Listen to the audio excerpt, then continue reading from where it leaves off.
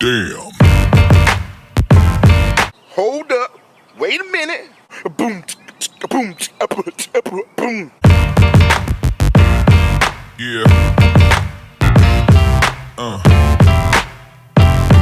Yeah.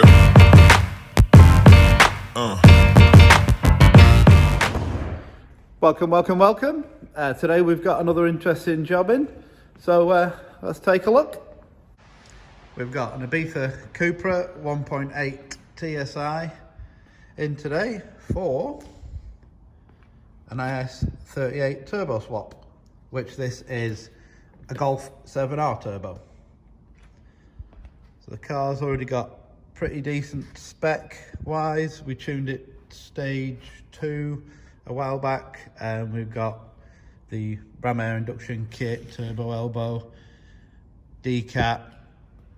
We've got uprated clutch, it's a manual, got uprated clutch, Wagner intercooler. We've got some plugs to put in, some raid coil packs. It's got basically a straight piped exhaust that sounds absolutely mega loud. Usual things with these 1.8 and 2 litre TSI Gen 3 engines, they're pretty much the same. So turbo at the back, need to remove the intake. No battery on this model right there, so that's handy because we get the turbo out that side. Need to remove the wiring loom from the middle, water pipe that goes around the engine. Just a load of ancillaries out the way, heat shield off so we can get to all the pipes. So let's go. That's the airbox out. Next we're going to take the turbo elbow off, get that out of the way. I've already slackened off the T30 that goes to it. So you can basically just twist that back, pull it out. I'll take that out in a second. And then next I'm going to take the water pipe off, which is this. So you've got like a T30 there, goes around the back, pipe goes downwards, comes round, T30 there, T30 there. There's a pipe that goes down there, a little clip on it, comes round, and then it goes to the top of the radiator there. Just gets it out the way, pull the whole thing off, and then I'll unclip all this loom and the coil pack plugs, solenoids, get them out of the way, this heat shield, get that out of the way, and then can start kind of getting to the actual turbo. Then makes it a lot easier. Could look a bit daunting to some people at first, thinking how am I going to get that out of the gap, but once you strip these bits off, makes the job loads easier. So that's the wiring harness removed from the top of the engine. As you can see a lot more now. That water pipe's off, the heat shield's off. I've undone the clamp on the downpipe. A lot more room to operate. We've got a water pipe here that goes to the turbo that we're going to be removing, and next I'll be doing the oil feed. It's a water pipe on the back, which is quite tight to get to, and there's one underneath which is always interesting to get out.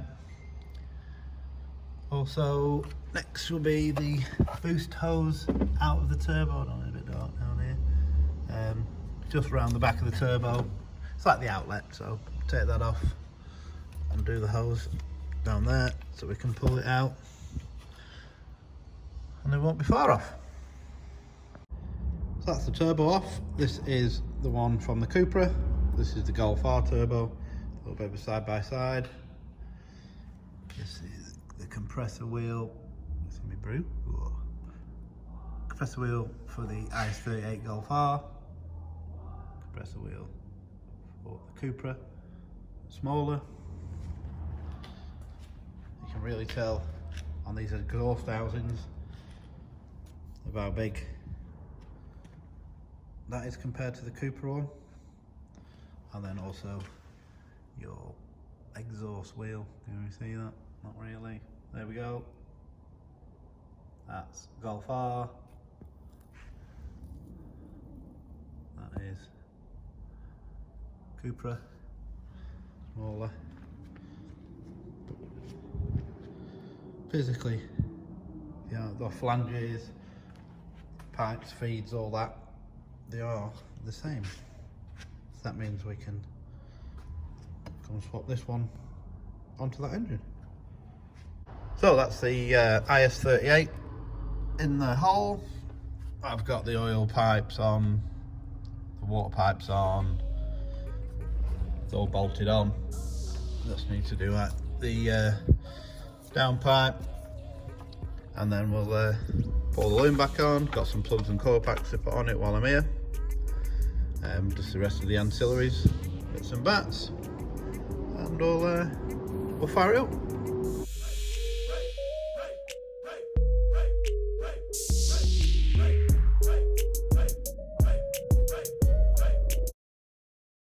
We've got some APR coils and some NGK racing plugs.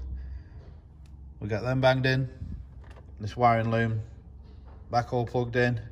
Some water in it, exhaust clamp on, intake, nearly done.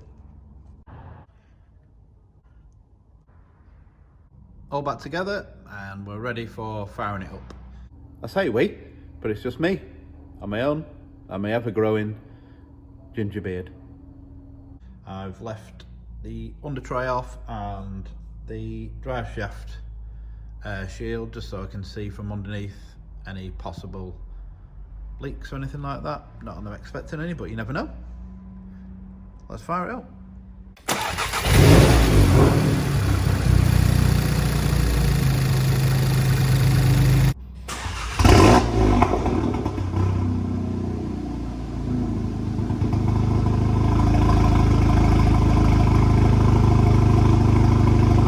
Just having a quick visual check of all the pipe work above this drive shaft.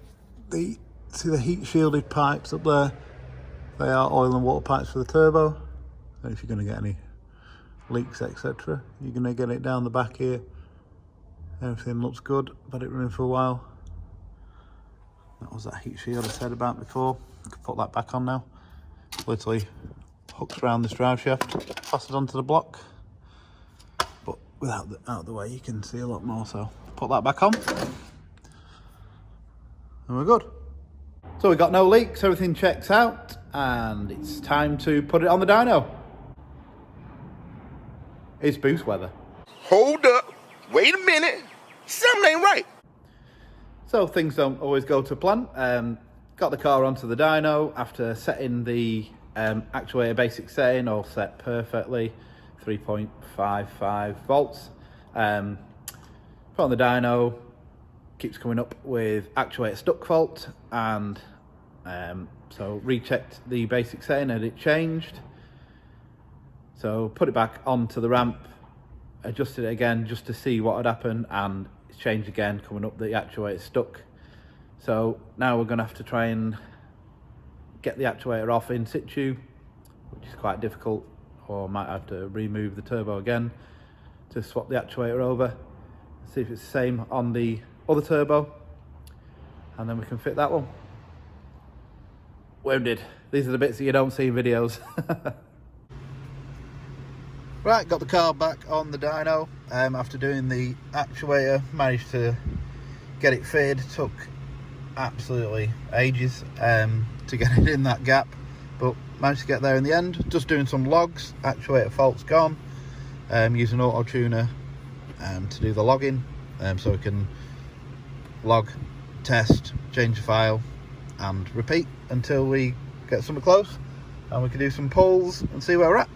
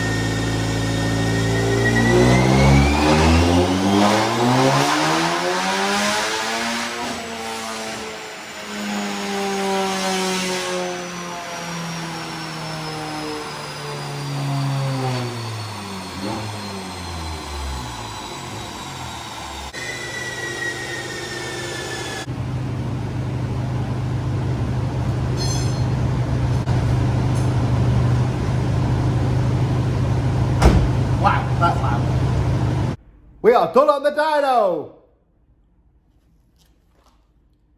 We're done on the dyno. Let's see what she did. Okay, so after many pulls on the dyno, we have ended up at 363 horsepower and 368 foot-pound of torque. There's 3 runs altogether there. They're all hovering round. They're like 360, 361, 363. Now let's go and take it out on the road for a test drive. Make sure it drives fine. Do some road logs. Let's go. So it's test drive time. It's a bit where we take it out of the road, make sure it doesn't log any faults, make sure everything that we've done on the dyno's fine on the road, and annoy some passers-by with how loud this car is.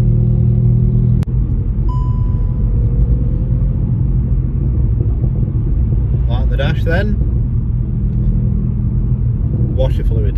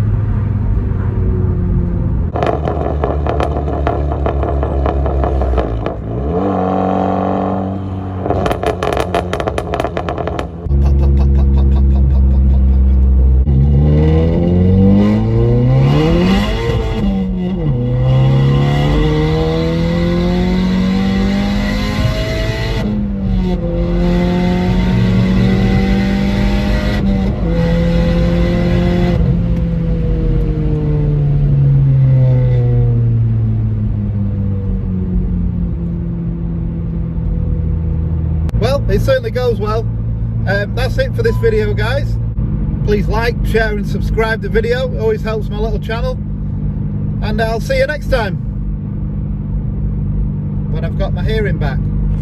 Damn. Hold up. Wait a minute. Boom, boom, boom. Yeah. Yeah.